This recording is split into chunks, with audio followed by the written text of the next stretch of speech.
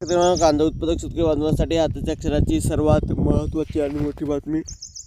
कांदा संदर्भातील एकंदरीतच नाफेडने बाजार समितीतून कांदा खरेदी करावी असं एकंदरीतच या ठिकाणी म्हटलं आहे. काय त्या संदर्भातील महत्त्वाचे अपडेट, महत्त्वाची घडामोड, संपूर्ण बातमी आपण या व्हिडिओच्या माध्यमातून जाणून घेणार आहोत.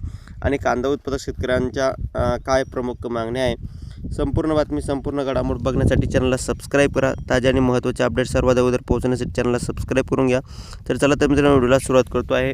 या ठिकाणी जसं की तुम्ही या ठिकाणी स्क्रीनवर बघतच आहात, नाफेडने बाजार समितीतून कांदा खरेदी करावी.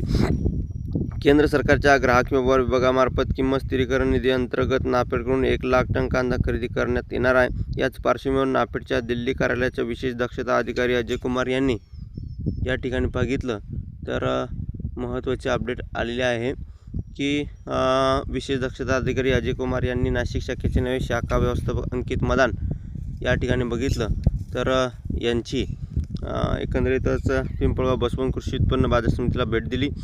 यावेळी प्रत्यक्ष लिलाव पद्धतीची पाहणी केली. यावेळी उपस्थित शेतकऱ्यांनी कांदा दराचा प्रश्न उपस्थित करत पारदर्शक खरेदीची अपेक्षा केली आहे.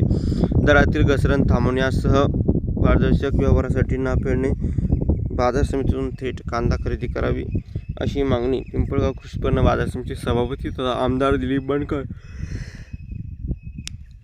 यांनी संबंधित अधिकाऱ्याकडे केली आहे.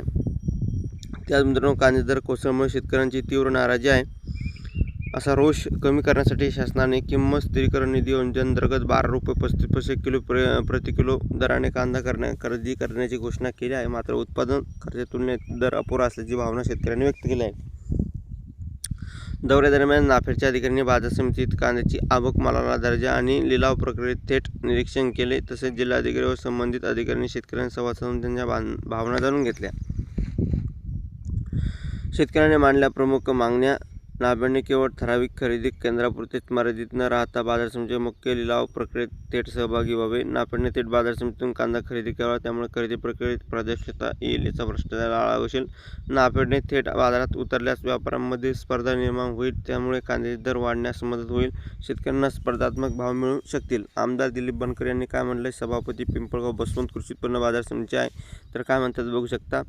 एकंदरीतच या ठिकाणी कृषी उत्पन्न बाजार समिती बाजारात आवारात कांद्याची आवक मोठ्या प्रमाणात होत आहे. दरातील घसरण रोखण्यासाठी आणि शेतकऱ्यांना योग्य मोबदला मिळवून देण्यासाठी शासनाने बाजार समितीमध्येच थेट कांदा खरेदी सुरू करावी. शासकीय खरेदीमुळे बाजारात स्पर्धा निर्माण होऊन शेतकऱ्यांना चांगला भाव मिळण्यास मदत होईल. याबाबत मुख्यमंत्री देवेंद्र फडणवीस यांच्याकडेही पाठपुरावा करण्यात आला आहे. धन्यवाद. जास्तीत जास्त व्हिडिओ नक्की शेअर करा. भेटूया. धन्यवाद.